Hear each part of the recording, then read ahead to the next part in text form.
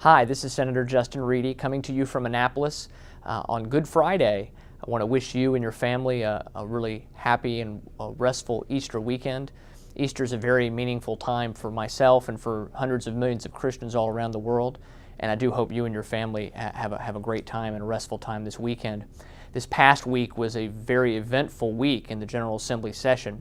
Both the House and the Senate have passed versions of Governor Hogan's state budget proposal.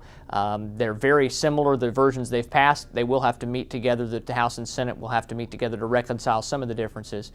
There was also tax relief that was passed through the Maryland State Senate, an income tax cut that would help every Maryland taxpayer. I was very honored and pleased to be able to vote for that legislation. It's going to be facing, I think, what's going to be an uphill battle in the House of Delegates to get it passed over there.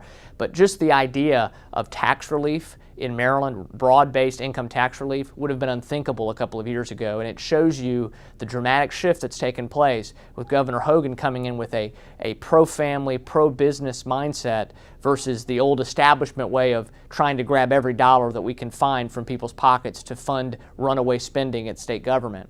The state budget has some really good things in it for Carroll County.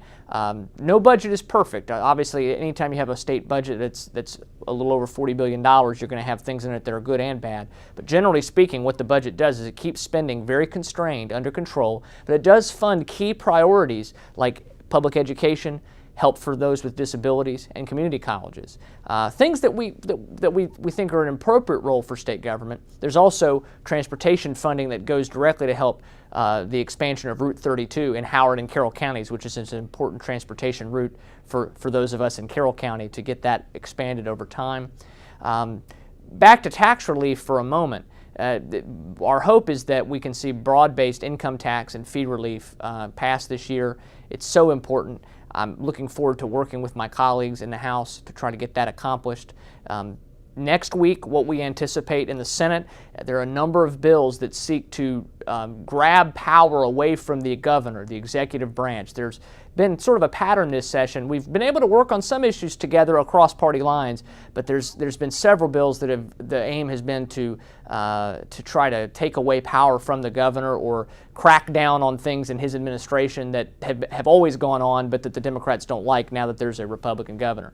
So we're going to be standing strong and resisting those efforts to weaken him, and we want to support the Hogan agenda of, as I said, reducing taxes, spending restraint, keeping spending under control, and open and transparent government. I look forward to updating you again next week. We're down to the last 3 weeks of session. As always, please feel free to contact me anytime, and I look forward to hearing from you.